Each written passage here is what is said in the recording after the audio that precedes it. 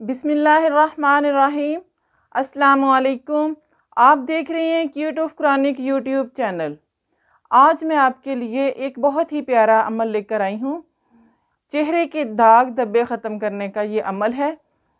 जो बच्चियाँ बहुत ज़्यादा जिनकी स्किन ख़राब हो चुकी है उनके लिए बहुत ही मुजरब ये अमल होगा।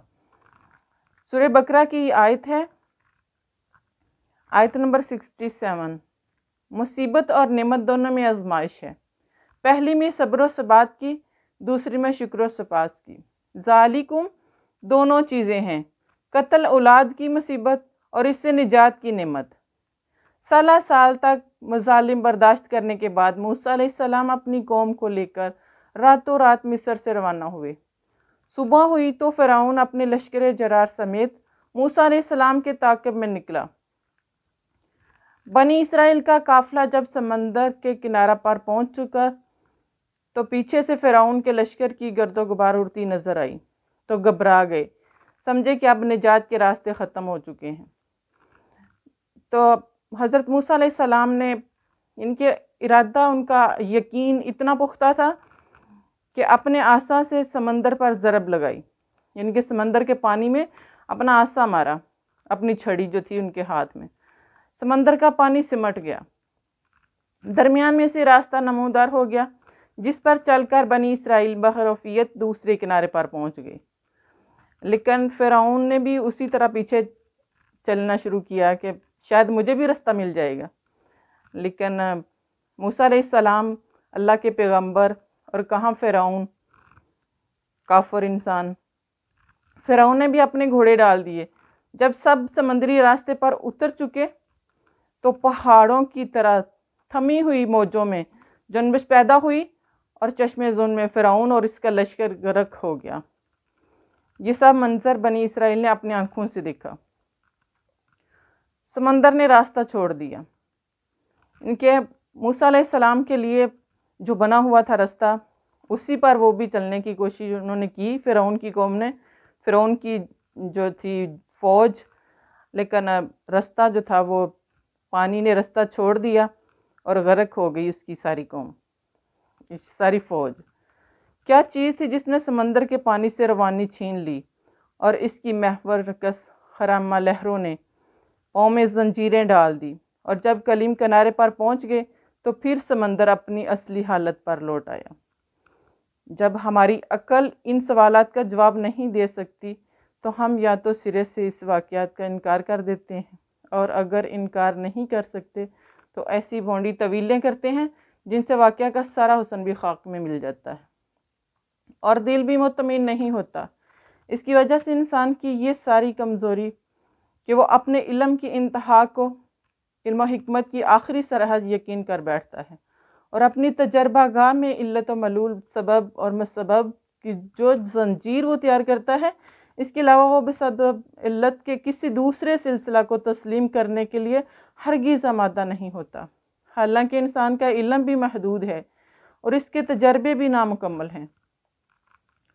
जब बनी इसराइल ग़ुलामी की लानत से निजात हासिल करके आज़ादी की नेमत से सरफराज किए गए तो हिकमत इलाही का तकाजा ये हुआ कि उन्हें एक किताब अता की जाए। इनके बनी इसराइल की कौम को जिस तरह प्यारे नबी सल्लल्लाहु अलैहि वसल्लम पर किताब नाज़िल हुई, इसी तरह उनको भी ये किताब दी जाए, ये किताब अता की जाए जिस पर अमल पैरा होकर वो बेरारवी से बचते रहें, इनके गलत कामों से बच सकें। इसलिए मूसा अलैहिस्सलाम को तूर पर 40 रोज़ तक चिल्लाकशी का हुक्म दिया गया। मूसा अलैहिस्सलाम का गैर हाज़िर होना था कि सामरी का दाव चल गया। सामरी जादूगर था एक बहुत बड़ा उस वक़्त के ज़माने का। तो उसका यानी कि उसने बहकाना शुरू कर दिया बनी इसराइल की कौम को। अपने वहदुल्ला शरीक परवरदिगार को छोड़कर एक बिछड़े की पूजा करने लगे। अल्लाह ताला इस आयत में इस वाक़या की तरफ इशारा फरमाते हैं कि इतने एहसानात के बाद तुम शिरक में मुब्तला हो गए। चाहिए तो ये था कि तुम पर तौबा का दरवाज़ा बंद कर दिया जाता और तुम्हें नेस्तो नबूद कर दिया जाता, लेकिन हमने फिर भी अपने रहमत का दरवाज़ा तुम्हारे लिए खुला रखा। इनके प्यारे नबी अल्लाह ताला का इसमें हुक्म है कि توبہ کا دروازہ جو ہے انسانوں کے لیے، بنی اسرائیل کے لیے ابھی بھی کھلا کہ وہ توبہ کر لیں اپنے گناہوں سے۔ کتاب سے مراد تورات اور فرقان سے مراد وہ معجزات ہیں جن کے ذریعہ حق کا بول بالا ہوا۔ موسیٰ علیہ السلام کے طور سے واپس آنے پر بچھڑے کے پجاریوں کو اپنی حماقت کا احساس ہوا تو لگے توبہ کرنے۔ اللہ تعالیٰ نے توبہ کی قبولیت کی شرط یہ فرمائی کہ جنہوں نے شرک نہیں کیا وہ بچھڑے کے پجاریوں کو قتل کریں، اور ہر شخص اپنے رشتہ داروں اور دوستوں کو ان سے تعلق ختم کرے۔ کئی لوگوں نے حکم قتل کی کئی ایک طویلیں کی ہیں اور لکھا ہے کہ اس قتل سے مراد یازات اور مجاہدات ہیں، لیکن نفس کشی کا باعث ہے۔ شاید اس احساس نے یہ سزا بہت سنگین ہے کہ انہیں اس آیت کی طویل کرنے پر مجبور کیا، حالانکہ اگر جرم کی نوعیت پر غور کرتے تو یہ خدشہ پیدا ہی نہ ہوتا۔ ان کی ہٹ درمی اور ان سے عفو درگزر کا ایک واقعہ ذکر ہے۔ بنی اسرائیل کا اصل وطن شام تھا۔ یوسف علیہ السلام کے عہد میں یہ مصر چلے گئے تو عمالقہ نے شام پر قبضہ کر لیا۔ ان کے جب دوبارہ اپنے وطن لوٹے تو انہیں حکم ملا کہ عمالقہ سے جہاد کر کے اپنا وطن آزاد کرائیں اور اس میں آزادی اور عزت کی زندگی بسر کریں، لیکن انہوں نے جہاد کرنے سے صاف انکار کر دیا، جس کی پاداش میں 40 سال تک تیا کے ریگستان کی خاک چھانتے رہے۔ اس حالت میں بھی اللہ تعالیٰ کی نوازشات ان پر سایہ افکن رہی۔ اس آیت میں ان انعامات کا ذکر ہے۔ دھوپ سے بچانے کے لیے بادلوں کا سائبان تان دیا، پانی کے چشمے بہا دیے اور من و سلوہ ان کی خوراک کے لیے مہیا کر دیا۔ ان کے بنی اسرائیل کی جو قوم تھی ان کے لیے من و سلوہ اترتا تھا، آسمان سے کھانا۔ اس طرح ان کی زست اور حراحت کے جملہ سامان اس چٹیل میدان اور آبوگیا ریگستان میں فراہم کر دیا اور انہیں پھر موقع دیا کہ وہ دل سے اللہ تعالیٰ کے حضور میں جھک جائیں، لیکن انہوں نے غرور کیا کہ ہم تو اس طرح نہیں کر سکیں گے۔ انہیں ہدایت فرمائی جا رہی ہے کہ جب فاتحانہ طور پر شہر میں داخل ہونے لگیں تو دوسرے فاتحین کی طرح سرکشی مغرور ہو کر داخل نہ ہوں، بلکہ دل میں عاجزی کے ساتھ داخل ہوں، طلب مغفرت فرما کی دعائیں کریں، کہ اپنے مغفرت کی دعائیں کریں اللہ تعالیٰ سے۔ یہاں یہ شبہ دل میں کھٹکتا ہے کہ قرآن کریم کہتا ہے کہ اللہ تعالیٰ نے بنی اسرائیل پر فکر و تنگ دستی مسلط کر دی۔ اس آیت میں 80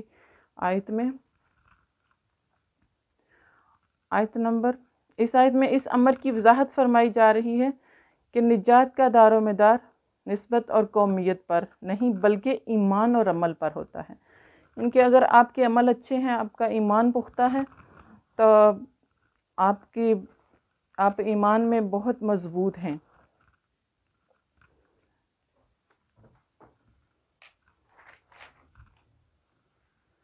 بنی اسرائیل میں ایک بوڑھا دولت مند تھا، اس کا ایک لڑکا تھا۔ اس بوڑھے کے بھتیجوں نے اس کے لڑکے کو قتل کر دیا تاکہ اس کی وراثت بھی انہیں مل جائے، اور اس کی لاش کو اٹھا کر دور شہر کے دور دراز کہیں باہر پھینک دیا۔ صبح ہوئی تو خود ہی مدعی بن بیٹھے۔ اللہ تعالیٰ نے اپنی حکمت اور قدرت کا ایک روشن نشان دکھانے کے لیے انہیں ایک گائے کے ذبح کرنے کا حکم دیا اور فرمایا کہ اس ذبح شدہ گائے کا ایک ٹکڑا مقتول پر مارو، دیکھو وہ میری قدرت سے کیسے زندہ ہوتا ہے اور کس طرح حقیقت حال سے پردہ اٹھتا ہے۔ خاص گائے کے ذبح کرنے میں یہ حکمت تھی کہ بنی اسرائیل مدتوں مصر میں رہے جہاں گائے کی پرستش ہوتی تھی۔ ان کے ڈھلمل یقین مزاج سے کچھ بعید نہ تھا کہ وہ بھی گائے کو مقدس سمجھنے لگ گئے ہوں، اس لیے گائے کو ذبح کرنے کا حکم دیا تاکہ یہ خیال بھی ان کے دلوں میں مٹا دیا جائے۔ وراثت کا لالچ کہ جو وراثت کا لالچ تھا نا، دیکھیں اب بھی ہر بندہ کہ ایک دوسرے کو قتل کرنے میں تلا ہوتا ہے، یہ وراثت کے معاملات میں، تو یہ اس وقت بھی وراثت کے لالچ میں آ کر قتل کرنا، یہ ہمارے انبیاء کرام سے چلتی آ رہی ہیں باتیں۔ وراثت کا لالچ قتل کا ایک بہت بڑا سبب ہے۔ اسلام نے یہ حکم دے کر کہ قاتل مقتول کے ورثہ سے محروم ہو جاتا ہے۔ قتل کے ایک بڑے مہر کو ختم کر دیا۔ وہ آئے تھے قاتل کا پتہ لگانے اور حکم ملا گائے ذبح کرنے کا، کیونکہ دونوں چیزوں میں کوئی مناسبت نہ تھی، اس لیے یہ سوال کر دیا۔ حکم خداوندی بتاتے وقت مذاق کرنا جاہلوں کا شیوہ ہے، اور نبی کا مقام تو بہت بلند ہے، اس سے ایسے وقت میں مذاق کا تصور کیوں کر ہو سکتا ہے؟ ان کے وہ مذاق اڑانے لگے کہ ذبح کرنی گائے اور گائے ڈھونڈنی۔ تو اسی طرح ان کے اس کا ایک معصوم ایک بنی اسرائیل میں ایک اتنا نیک سا بندہ تھا، آدمی تھا کہ اس کا ایک بچہ تھا، تو اس کے پاس ایک بچیا تھی، یعنی کہ تو وہ جب بیماری کی حالت میں تھا اور اس مرنے کے وقت تھا، جب مرنے لگا تو اس نے دعا کی، اے اللہ اس ننھے بچے کے لیے میں یہ بچہ تیرے پاس امانت رکھتا ہوں اور اس بچے کو تیرے سپرد کرتا ہوں۔ پھر اس بچہ کو جنگل میں چھوڑ دیا۔ اللہ تعالیٰ نے اپنے اس نیک بندے کی غرض کو قبول فرمایا۔ اللہ تعالیٰ کی حفاظت میں وہ پلتی رہی، اور جب یہ بچہ جوان ہو گیا تو اس جنگل میں گیا جہاں وہ گائے چرا کرتی تھی، یعنی کہ جو گائے تھی وہ ادھر پال رہی تھی اللہ کی سپرد میں۔ اپنے مالک کی آواز سنتے ہی وہ گائے اس کے پاس آ گئی۔ جب بنی اسرائیل نے اللہ تعالیٰ کے بتائے ہوئے مخصوص حلیہ والی گائے کی تلاش شروع کی تو ان تمام صفات سے متصف صرف وہی گائے ملی، یعنی جو اس بچے کے پاس تھی، جو اس نیک بندے کے لڑکے کے پاس تھی۔ بنی اسرائیل نے اسے منہ مانگی قیمت ادا کی اور گائے خرید لی۔ اس قصہ سے یہ سبق بھی ملتا ہے کہ جو چیز اللہ تعالیٰ کے حوالے ہو اسے کوئی نقصان نہیں پہنچا سکتا، کیونکہ دیکھیں اللہ کے سپرد کی ہوئی تھی وہ، اور جنگل میں پلتی رہی، اور اس بچے کو جب وہ جوان ہوا تو اس کو مل گئی۔ اور جس چیز کا تعلق بندگان خدا سے ہوتا ہے اس کی قدر و قیمت کا اندازہ ان کی ہم اصل چیزوں سے نہیں لگایا جا سکتا۔ انسان جب سنورتا ہے تو فرشتوں کا قبلہ بن جاتا ہے، اور جب بگڑتا ہے تو بے سمجھی اور سنگ دلی میں پتھروں کو بھی مات کر دیتا ہے۔ یعنی کہ جب انسان جب نیک ہوتا ہے تو فرشتوں کو بھی چھوڑ دیتا ہے، کہ اتنا عبادت میں آگے چلا جاتا ہے، اتنا نیک ہو جاتا ہے۔ اور جب انسان بگڑتا ہے کہ اللہ تعالیٰ معاف کرے کسی میں بھی ایسی نہ ہو، اللہ تعالیٰ ہر کسی کو ایمان میں رکھے اور صراط مستقیم پر ہی چلنے کی توفیق دے، کیونکہ پتھر تو خدا کے خوف سے لرزتے بھی ہیں اور اپنے حال کے مطابق اس کی حمد و ثنا بھی کرتے رہتے ہیں، اور یہ مورخ اپنے رب سے غافل نافرمانی کے میدان میں گھوڑے سر پر دوڑاتا چلا جاتا ہے۔ ان کے جب انسان غافل ہوتا ہے نا تو وہ ایمان کی طرف بڑی مشکل سے آتا ہے، لیکن اللہ چاہے تو بہت جلد ہی ایمان اللہ سلامت رکھے ہر انسان کا۔ مسلمانوں کو بتایا جا رہا ہے کہ ان کا انکار کسی دلیل پر مبنی نہیں، یہ جانتے ہیں کہ محمد مصطفیٰ صلی اللہ علیہ وآلہ وسلم اللہ تعالیٰ کے سچے رسول ہیں۔ ان کی صفات کے ذکر اور کمالات کے بیان سے ان کی کتابیں بھری پڑی ہیں، وہ جان بوجھ کر انکار کر رہے ہیں۔ ایسے لوگوں سے ایمان لانے کی امید رکھنا بیکار ہے۔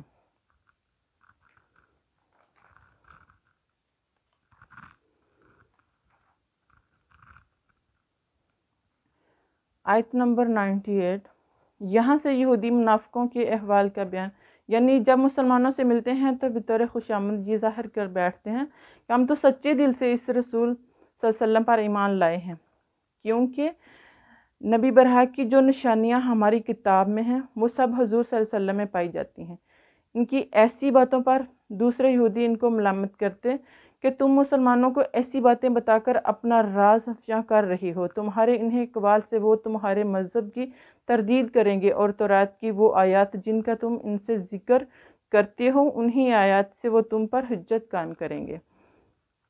لِيُحَاجُّوكُمْ بِهِ عِنْدَ رَبِّكُمْ، یعنی عِنْدَ رَبِّكُمْ کا معنی ہے ما فی کتاب ربکم، یعنی تمہارے رب کی کتاب کی آیتوں سے تم پر دلیل قائم کریں گے۔ اور عند اللہ کا معنی ہے عام طور پر یہی ہوتا ہے کہ فی کتاب اللہ، جیسے کہا جاتا ہے کہ عند اللہ، اس کا یہ حکم ہے، یعنی کہ اللہ تعالیٰ کی کتاب میں اس مسئلہ کا حل تلاش کرنا۔